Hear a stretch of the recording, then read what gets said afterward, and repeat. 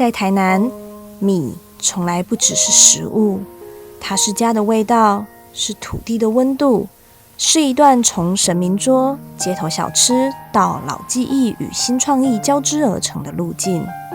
这不只是米的旅程，也是一座城市的文化记忆。我们现在所看到的稻米，它会在台湾出现，最主要是当时荷兰时期呢，他们来到台湾的时候，发现这边是一个很好种植稻米跟甘蔗的地方，所以他们才引进大量的汉人进来。那再加上后来正是王朝的时期呢，他们也是依照办理，所以才造就就是说我们一直有在种稻米。然后那个时候最主要是外销哦，因为以台南的地形环境来说的话呢，一想到台南就想到了嘉南平原。那这种平原地带来说的话呢，它是很适合种稻米的，因为如果你在山区要种稻米的话，很可能就会变成有梯田。那其实要开采梯田也没有那么容易。那再加上就是说纬度越高，其实它稻米的产量会越少。所以相形之下来说呢，台南它相比于北部的县市来说呢，它会是算是种稻米的经济效益会更高的地方。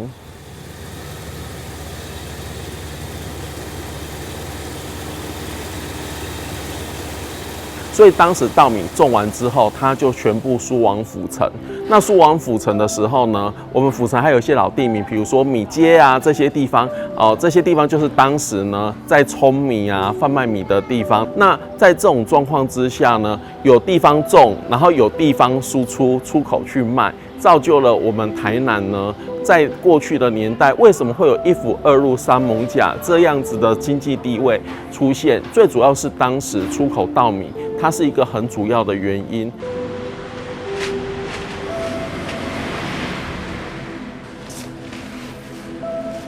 那在过去来说的话呢，稻米它是一种比较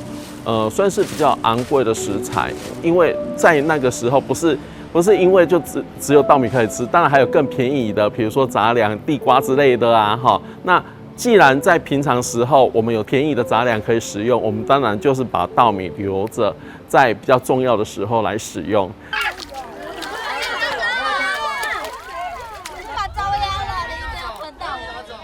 在早年的农村生活里，米除了是吃饱的依靠，更是土地给予的温柔。人们用米敬神庆生，也用它传家祈福，做成一份份的祭品，是对上天的感谢，也是为平安而祈求。在台南，这样的心意早已走进日常，其中最特别的莫过于眼前称作米糕饯的小点，不但是祈愿的形状，更是人们对神明最深的敬意。米糕饯这样子的食物来说的话呢，以现在我们可能会比较少看到了。那一方面是因为我们饮食的关系，一方面就是因为它实在是一种节庆限定版的。好，那这种节庆限定版的东西来说的话呢，很多人看到米糕饯这样子的祭品，直觉的反应就是说它是甜米糕。啊，有的时候看到它切一块一块的，又说，哎，它是年糕吗？其实它等于是你看得到颗粒的年糕。那为什么会有这样子的东西出现呢？其实在过去来说的话呢，米或者是糖都是外销品，而且也都是对于当时的常民生活来说，也都是奢侈品，所以未必是平常我们一年四季都吃得到这样子的东西。它这样子的东西，它算是节庆限定版的。为什么说是节庆限定版的呢？它也不是过年过节就吃得到哦。它是比如说7月份的普渡。或者是我们府城常常在年末的时候会看到所谓的建教，要有建教一定会有普渡，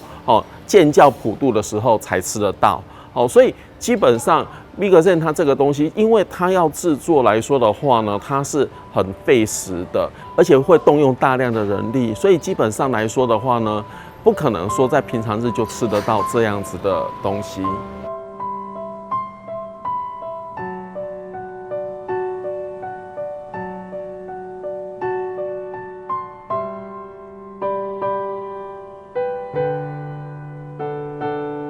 米糕饯啦，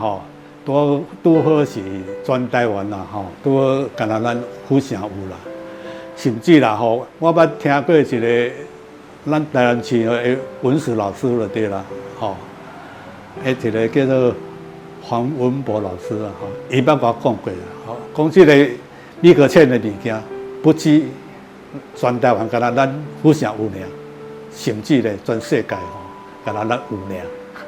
啊，你讲上届早期吼，有迄个文字文艺的出现的时阵吼，是迄个1918年，吼，1918年迄个《日日新报》，吼，伊就报讲吼，米格茜吼，较早咧破土的时阵，吼，因为较早三高嘛，三高咧大破土的时阵吼，都采米格茜，吼是安怎？因为过去吼，迄糖甲米啦，吼，这是足贵重的物件嘛。因为咱府城就是较早就是有钱人嘛，吼，啊有钱人，你若要伊生活上，吼，伊真富裕嘛，啊富裕的当中哦，你吼，啊咱要祭拜祖先，讲歹听啊，咱一定要用上好的啦。无论安怎吼，咱平时食较歹无要紧啦，吼，啊了要神明啦，要咱的祖先啦，后要祭拜，吼，因为这款嘛是有时啊是一当一届，吼，所以咱伫一当一届的过程当中啊，咱一定要传上好的，啊米甲糖那上贵重的嘛。那米糕剑来说的话呢，它是由6块木板所组成的一个容器，然后这个容器呢，它组成好之后呢，它底下会用那个竹叶封底。那封完底之后，它再把那个蒸熟拌完糖浆的糯米呢，它从上面倒下去。那我看过最高的米糕剑，差不多是我们一个人的高度。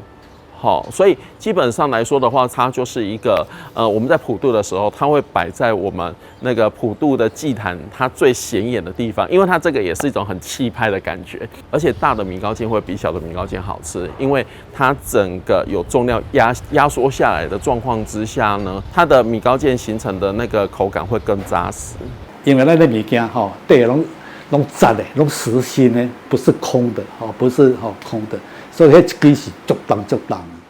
你若较早迄个八九尺的迄哦，迄一支才有那个200几斤。看师傅提供的照片里头，那一字排开的米糕剑令人大开眼界，更是馈赠信众宾客的最佳伴手礼。在当时，要是能分上一块米糕剑，不只包你满心欢喜，还会迫不及待地想一尝那浓郁厚实的米香滋味呢。一般来说，我们拿回家的话呢，其实有几个吃法。第一个就是趁它新鲜的时候，你就是直接切片吃。如果说它已经过了几天之后呢，你是把它冰起来的或冷冻起来的话呢，当然就是煮米糕粥了。做起来以后，还有一个诀窍，那个点米酒，点米酒不是倒米酒哦，要用点的滴几滴的米酒，点米酒。点米酒了以后，佮配油条，这款物件有一定足好食。看老师和师傅你一言我一语，诉说着米糕剑在舌尖上的绝妙，不难想见，对老一辈的府城人来说，米糕剑不但是填在心的儿时回忆，也是府城独一无二的存在。小小一块米糕剑，隐藏着庶民信仰的智慧，也交叠出文化与生活的绝佳风味。但可惜的是，这个滋补又美味的节庆美食，为何渐渐淡出你我的日常，甚至还慢慢从记忆中消逝呢？因为我咧做的时阵，较早我若讲咧做时，伊的量啊，是来讲啦吼，是有够大的，有够济啦。较早拢在对差不多6月吼，人7月普渡对对，那对6月吼，就要开始卖用，到迄个8月，吼，到8月了，来个接落迄个庙里年底做酒。所以讲吼，下半年度啦，是米糕剑较高峰的时阵啦。当然即马自从迄个物件饮食习惯的改变吼，足侪物件所以咱米糕剑渐渐式微嘛，这量即马量较早差不多1/4。所以讲因为这个物件式微，所以咱就要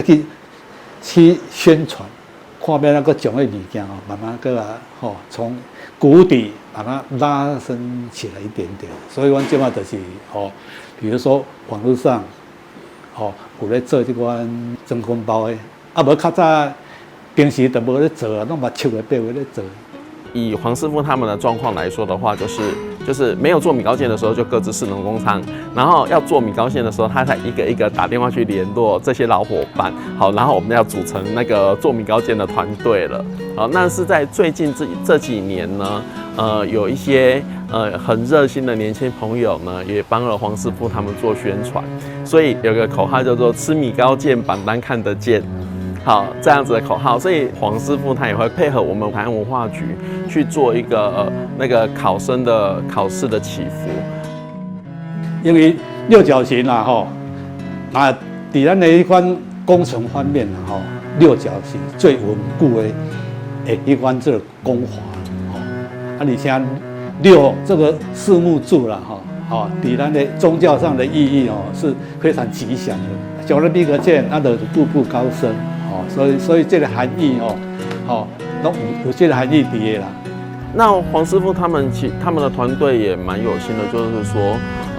让大家呢要了解这个米糕饯的这样子的食品。所以如果说是小朋友啊，或者是学校啊，他们如果有兴趣想要了解的话呢，黄师傅也很乐于分享。那甚至他们还会做那个手作体验。那手作体验当然不可能做米糕饯，因为做米糕饯它的技术性相对高很多。它是让人家去体验呢，我们祝寿用的米糕龟，就是用甜米糕，然后把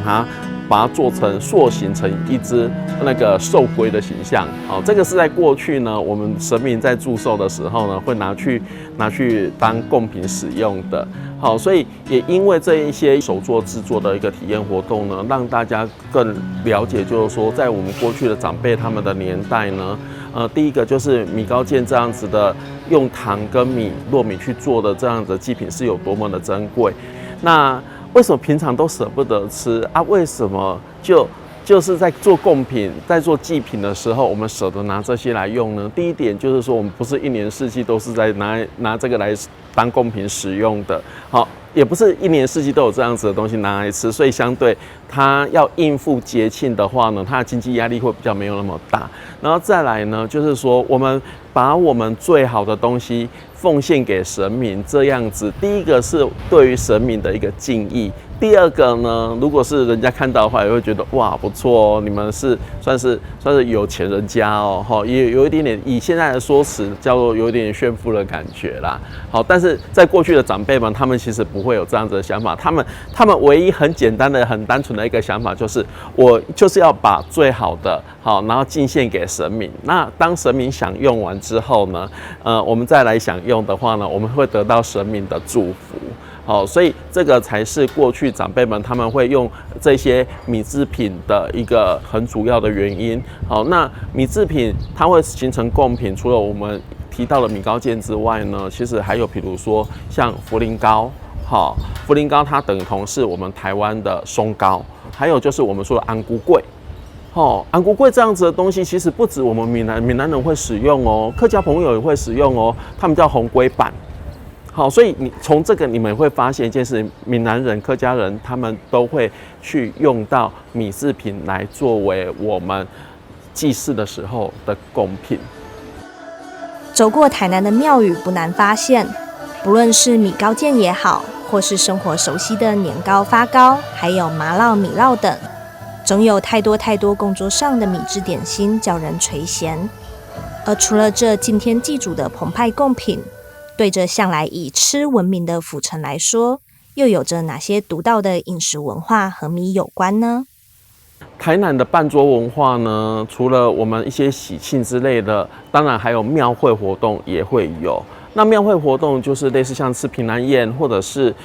庙里面可能会准备给一些简单的食物给我们来帮忙的信徒也好，志工也好，也可能是外来的客人也好。那基本上就是输啦唔输丁，我们不能够做得太寒酸，所以我们现在所看到的很多的办桌菜呢，基本上它会比较走细致精致的路线。那走细致精致路线之外呢，当然还会有一定吃巧，还要让人家吃得饱。那吃饱油饭米糕这样子的东西，它就应运而生。但是你们会发现一件事情，它这道菜绝对不会是一开始就上了，它一开始就上了哦。那个可能我们过去有一个开玩笑的话，就是说如果一开始就上了人家会说啊，黑猪肝给人酱。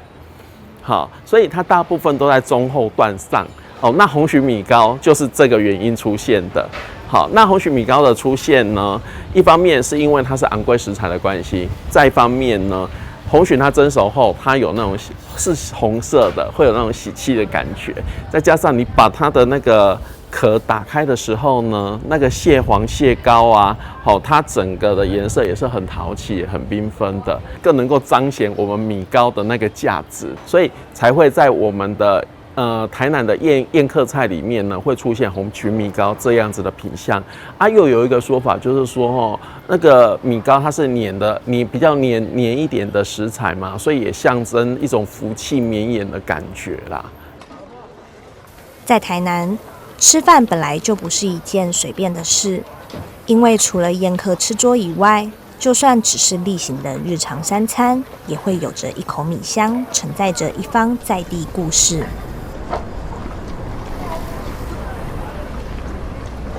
欢迎各位来到我们台南，那台南府城，那台南府城是一个米食之都，那台南有山多啦，山多，庙宇多，还有什么？古迹多，美食多，小吃多，台湾讲点心。我们今天第一个看我们当时候的东菜市的建筑门面还在，再来就介绍从米食开始，从我们一般日常生活的那个用品啊，还有吃的东西开始介绍起，好不好？好，长乐里面他会做米糕，粽子，还有什么？这个油饭那如果是圆糯米会做什么汤圆红片糕这种这个是。那我们南部的菜粽都是加什么？花生那电视所讲的用电脑镜的又烂又好吃那入口即化。那这是咱南部那个传统的菜粽。那你知啊？那个碗粿安怎吃那个看怎么样子最好吃？不要捶碎那豆桃，豆桃那就很 Q 米藏在继往开来的岁月之中，有时是祈求上天的崇敬心意，有时是呼朋引伴的办桌热情，有时就只是清早市场里的一口饱足。在台南人的早晨，一颗菜粽是再平凡不过的开始，也是最真实的日常。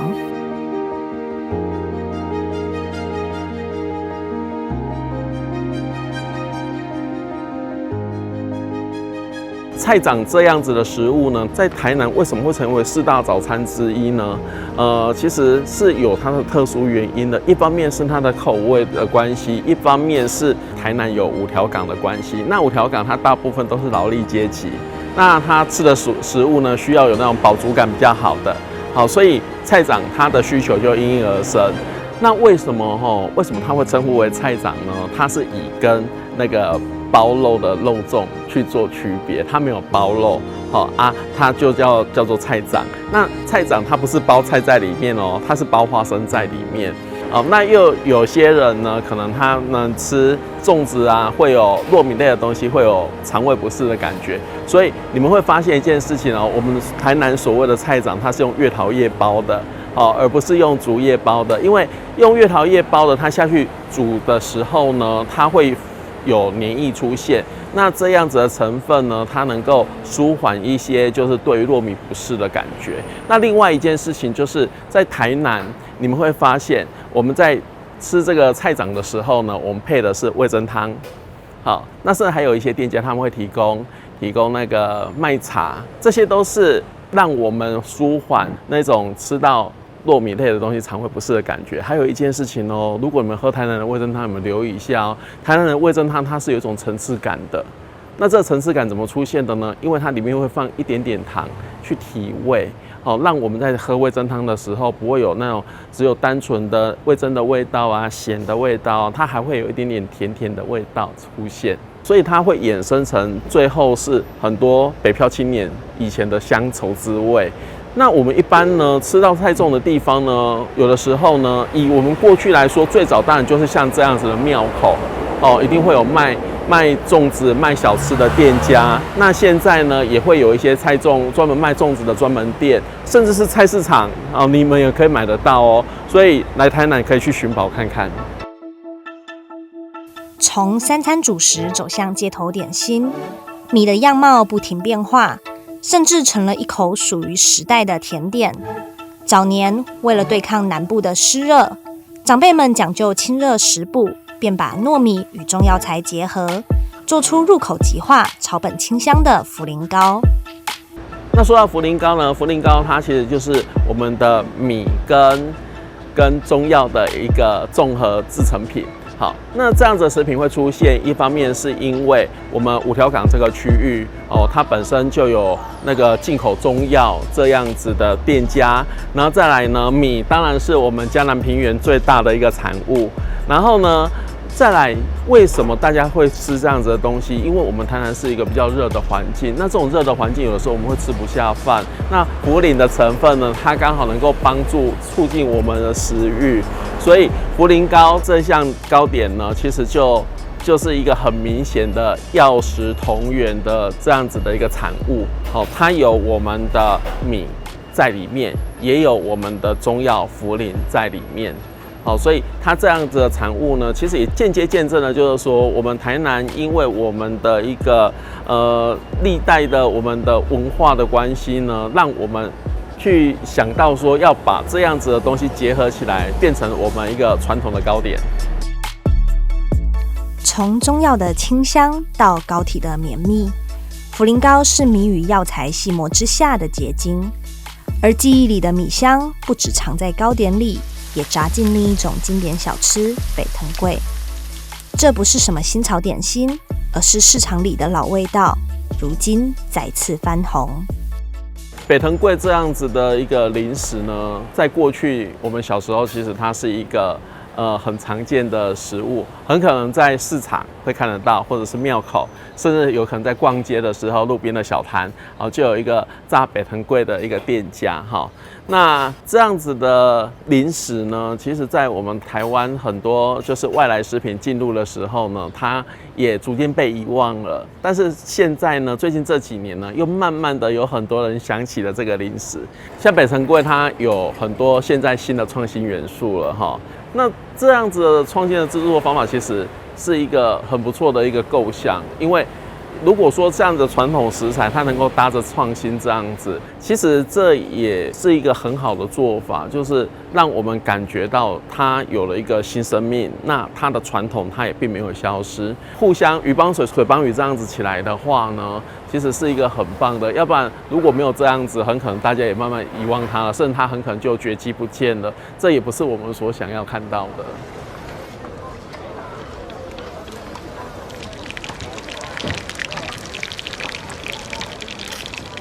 这个也很符合我们台南一直以来的状况哦。台南它是一个海港城市，那这个海港城市它吸收新的东西是很快的，好，那能够吸收新的东西又保留旧的东西，这也是一个很好的做法。它的外酥是现炸的热情，它的内软是米的本质。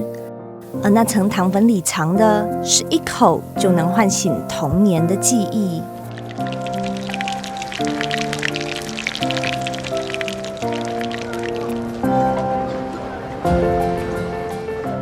米，一颗颗看似平凡的谷粒，在台南却有千百种模样。从米糕间的虔诚敬意和红鲟米糕的节庆欢腾，到菜粽的日常温饱与茯苓糕的养生智慧。最后是北藤桂的街头人情，它不只是粮食，更是岁月的记忆与载体。在这座城市里，吃的不是味道，而是一份让人记得也愿意归来的感情。